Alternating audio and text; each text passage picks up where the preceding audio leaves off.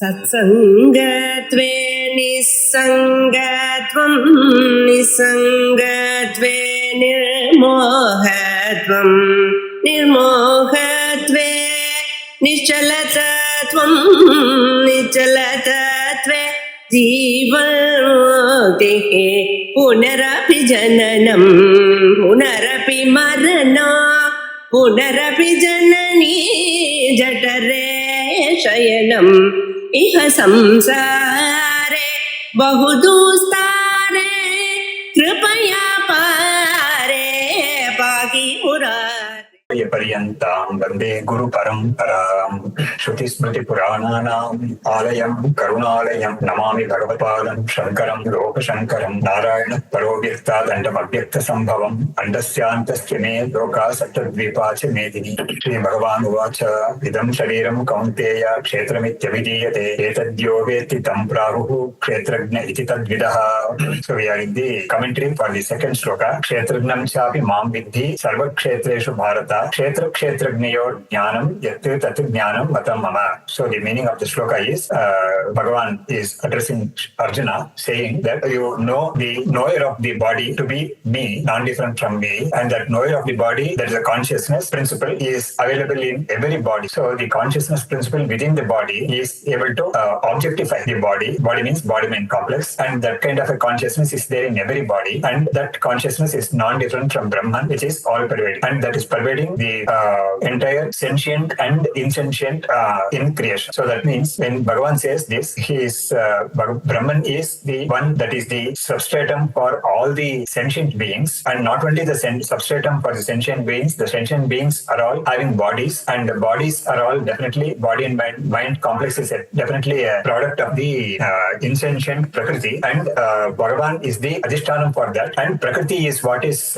available in the whole creation also as the observed world outside the body. So for everything, Bhagavan is the Brahman is the adhishtanam, and now Bhagavan is saying that this Brahman is what the consciousness available in every body is in truth. So knowing the kshetram to be inert and observable and knowable, and the kshetragnam as the knower, and also that the kshetragnam, kshetragna and kshetram all have Brahman as the adhishtanam is the right knowledge. So that is the idea in this shloka. And when the statement that the kshetragna, that is the observer in every body, is non-different from Bhagavan, questions arise as to if such is the case, nobody will accept that there is samsara for Bhagavan, samsara for Jiva also. In such a case, there will be no Jiva also. So the Shastram, that is the teaching that is there in the scriptures, that becomes redundant. There is no use for such teaching at all. So that is an undesirable sequence. So these are the questions. For that, the reply given by the Vedantin is being now taken up for a very great detailed explanation. So the Vedantin first says that the problems that you say arise because of the declaration that the Jiva is non-different from Brahman. Those problems are not there really. So that is what is conveyed by now, and that will be elucidated. Jnana Jnanayoho Anyatvena Upattehe. So this is called a concise reply, and the concise reply will be explained in detail. So Jnana Ajnanayoho Anyatvena Upattehe. That is, when Jnana is there, there is no samsara, there is no objection of any type, and when there is no Jnana, there is Ajnana, then there is samsara. So that distinction between the contrast between Jnana and Ajnana, Jnanam and Ajnanam is demonstrated by taking up many Shruti passages, then some Gita passages, and Nyayam, that is logic also. So this is what is the content of this paragraph that we are going to take up today. Duramete Vishparite Vishuchi Avidya Yacha Vidyeti Jnata. So this is from the Kathopanishad. So what it says is Duram Ete Viparite Vishuchi, that is Avidya and Vidya. There are two things which are totally opposite to each other, and they point to different goals altogether. So when there is Avidya, the effect is totally different, and when there is Vidya, the effect is totally opposite. So that is what is stated in this Shruti passage. So that means when there is Avidya, there is samsara. When there is Vidya, there is no samsara. That is the gist of that. Shruti. Tatha Tayoho Vidya Vidya Vishayayoho Palabhe. Also the root of the Vidya and Avidya, that also is being stated in totally contrasting terms. Shreyascha, Preyascha. So Shreyas is liberation or emancipation. Preyas is this worldly and other worldly attainments. So Shreyas and Preyas are two different things. And a person who is going for Preyas will continue to be in samsara only, even though it would look like golden shackles. Whereas a person who is going for Shreyas will break those shackles and be free forever. Then Vidya Vishayaha Shreyaha. So this what this shloka, this mantra says is Vidya Vishayaha Shreyaha Preyastu Avidya Karyan.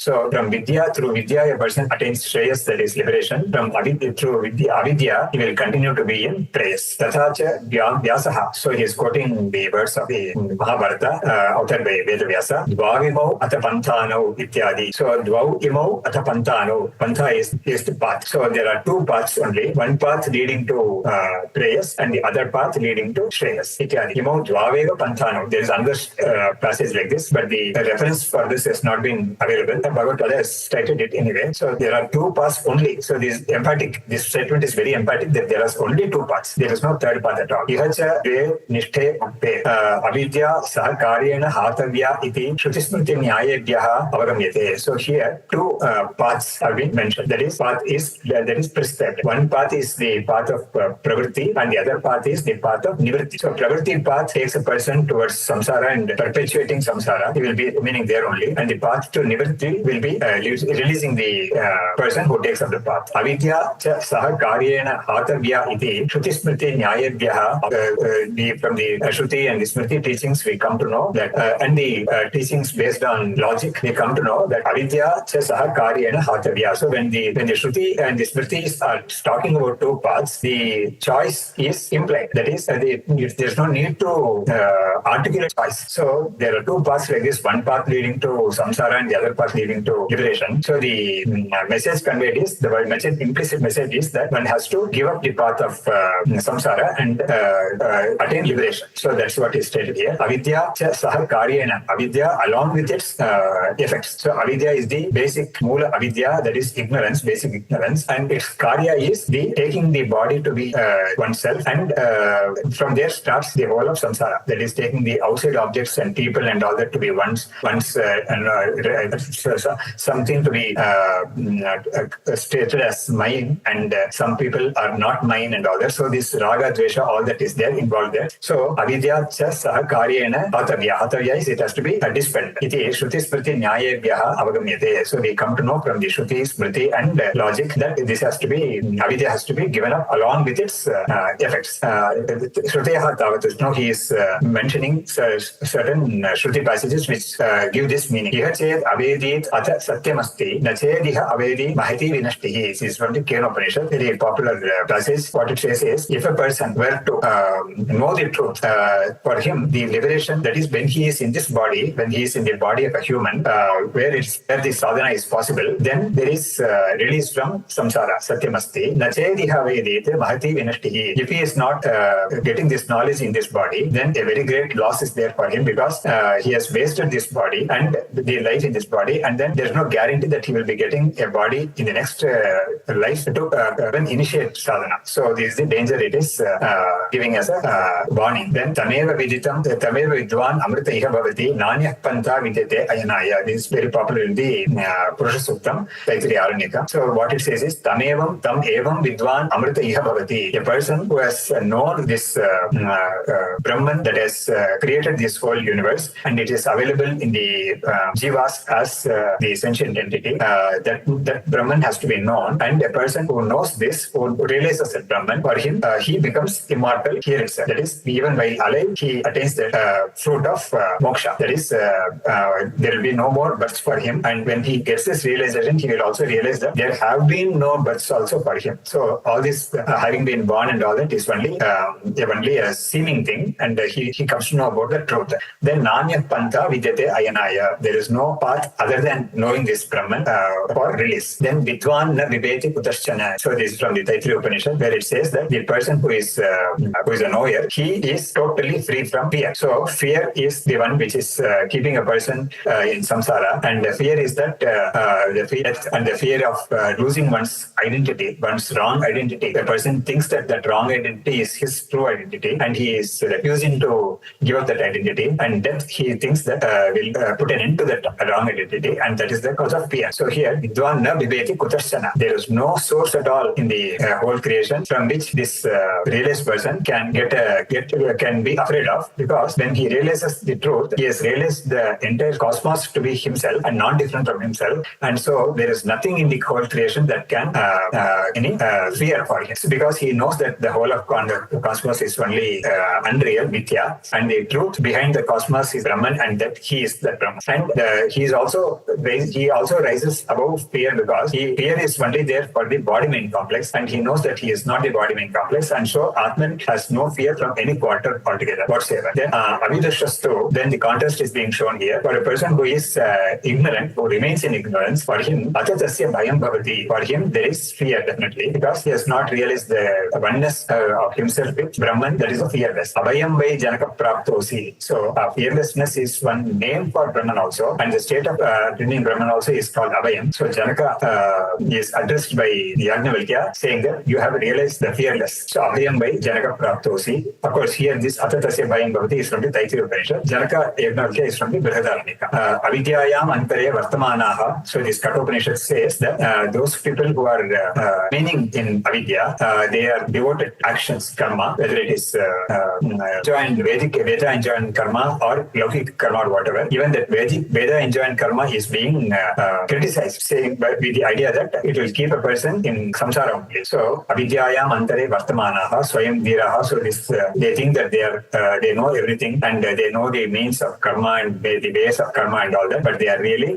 ignorant ones. Brahma Veda Brahmaiva Bhavati. So here what it says is the one who realizes Brahman becomes Brahman itself. Anyoso Anyohamasmiti Nasa Veda. So this second quotation is a part of the first one, in the sense a person in the Brihadaranyaka 1.4.10 where the Aham Brahmasmi is there. So it says that the person who realizes Brahman, he becomes verily Brahman, and he becomes infinite. He becomes all. So the mantra continues to say that Anyoso Anyohamasmiti Nasa Veda Yatha Pushurevam Sa Devana. A person who thinks that he is different from the deity whom he is praying to, such a person is definitely ignorant one. Nasa Veda. He has not known the truth, and his situation is that he is like akin to the Pashu who evam sa devanam. So just like a person who is having a lot of cattle with him as his wealth would not like to give up any one number of that cattle to tigers or foxes or whatever. He would like to protect them and keep them with him, because that is his wealth. So he will be like that cattle to the devas, because the devas are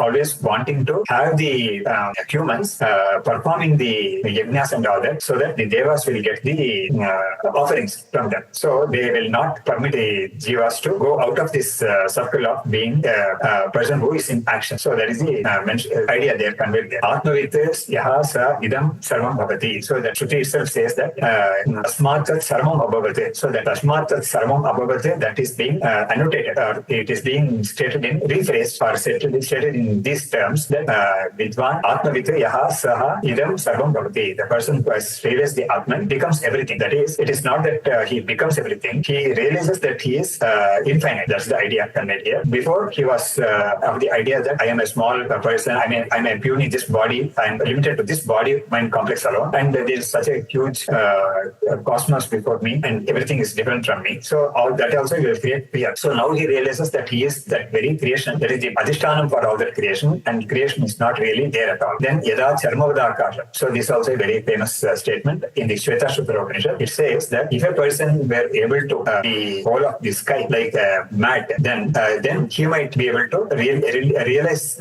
or he might be able to get liberation without knowing realizing Brahman, which is the cause of the entire creation, cause of the underlying sentient entity underlying the cosmos. So yada charmavada akasham. So if a person were able to do this, that is roll up the entire sky as a mat, like a mat, then he might be able to realize the liberation. He might be able to get liberated without knowing the Brahman. So what it conveys is that one has to realize Brahman in order to get realization. That's what it conveys. Then ityadyaha sahasrashaha. There are thousands of passages like this. which are giving that a person with knowledge, he crosses over this illusion, and the person who is ignorant, he continues to be there in the samsara. So for that, there are so many passages. A few of them have been given as a sample. Then now he is giving some smriti passages from the Gita itself. Smrita is Ajnanena avritam jnanam tena muhyanti jantavaha. In the 5th chapter, there is this shloka.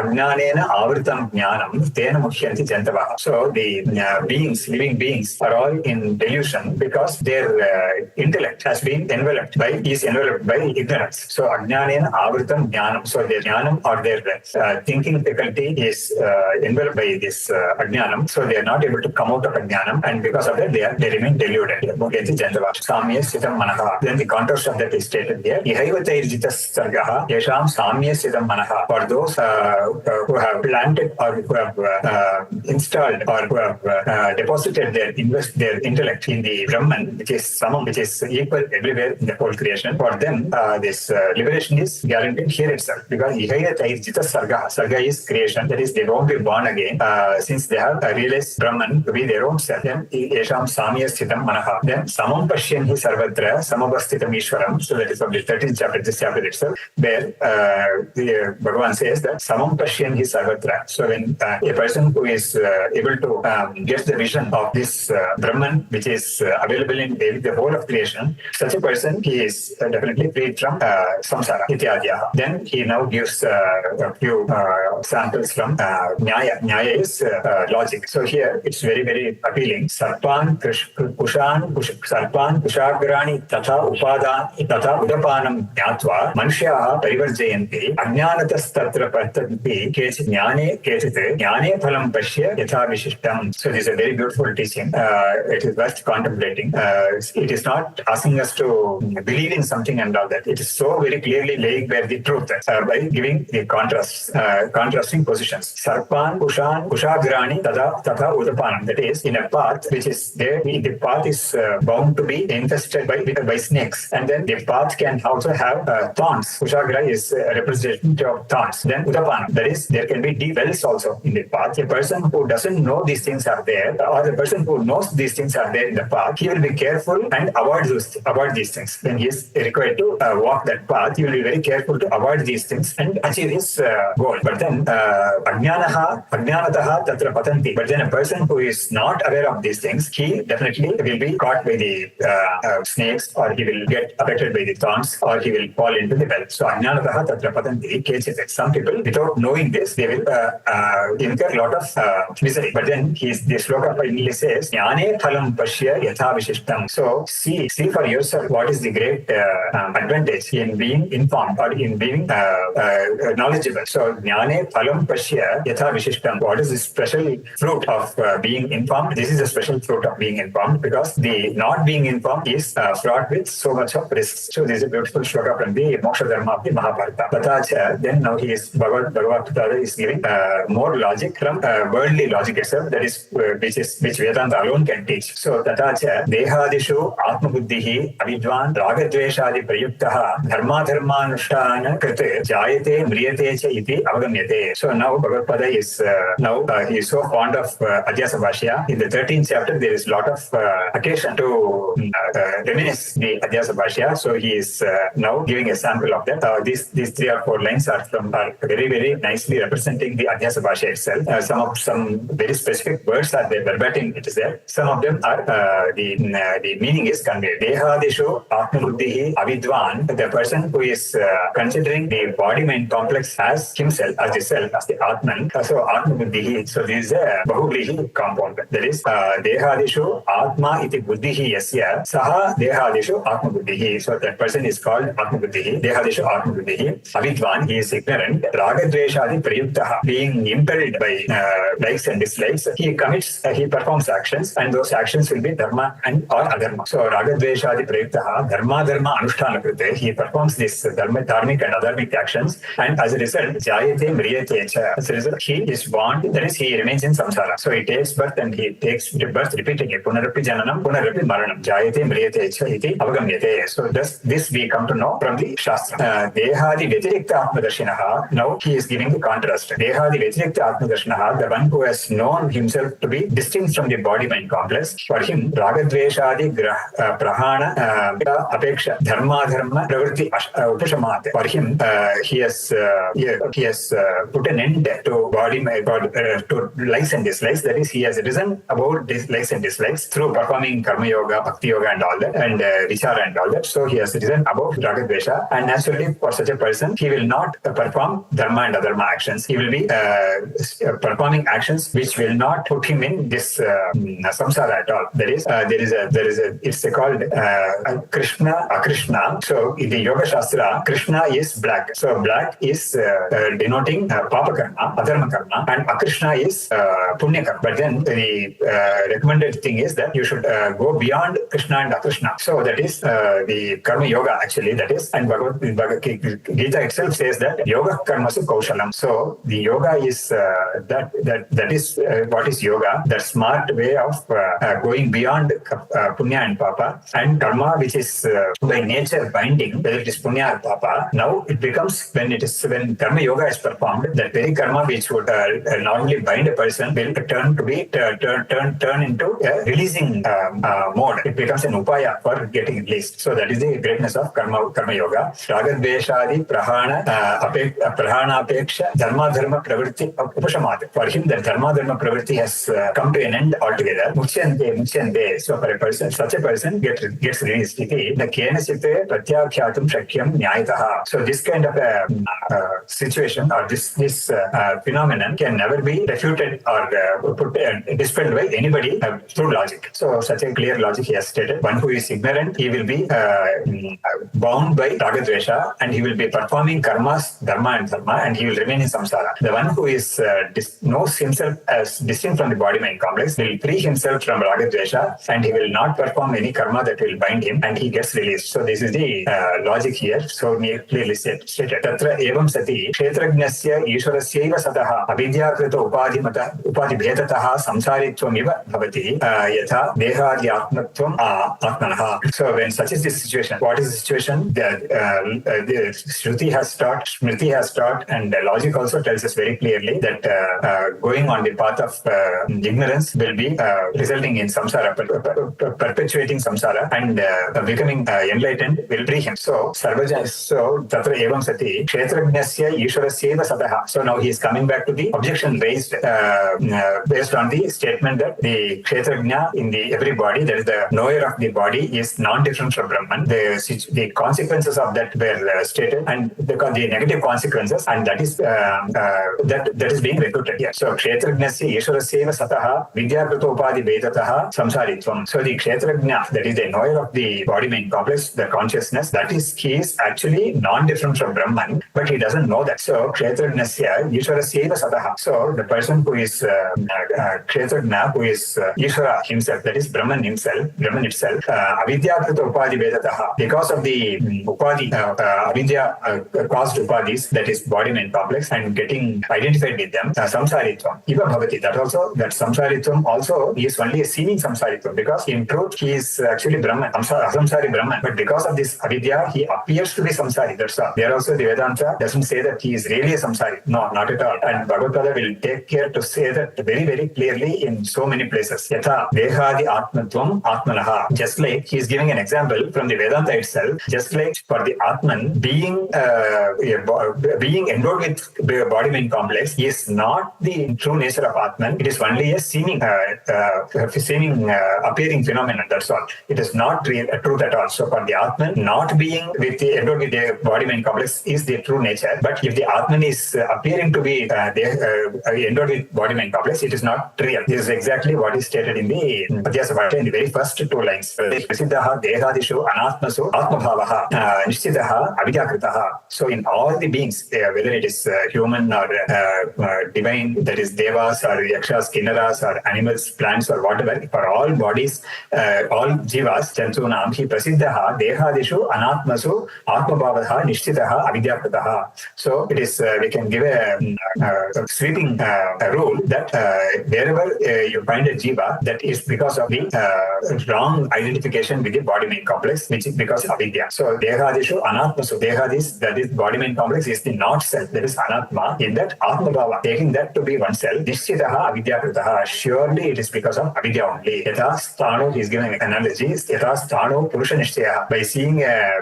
pillar or a stub, a person from a distance thinks that it is, he concludes that it is a person, it is a human there. Nacha etavata, just because he thinks that it is a person, it is not going to become a person. It is only his ignorance. The sthano remains sthano only. That's what he says. Nacha etavata purusha dharmaha sthano bhavati. So just because he has considered the sthano, that is the pillar or the stub, to be a human, the human characteristics will not be found to be there in the pillar or stub. Sthano bhavati, or the vice versa. Sthano dharmava purushasya. Tata na chaitanya dharmaha. So in the same way, na chaitanya dharmaha dehasya deha dharmova chaitanta. So in the same way, the chaitanya dharma, that is sattva, chitta, ananda and all that, cannot be there in the body-mind complex at all. And also vice versa, the body-mind complex, the attributes of the body-mind complex, like the body, for example, it is born, it grows, and it is subject to disease and all that, and death and all that. These things will not be there for the Atman at all. And if you take the mind, the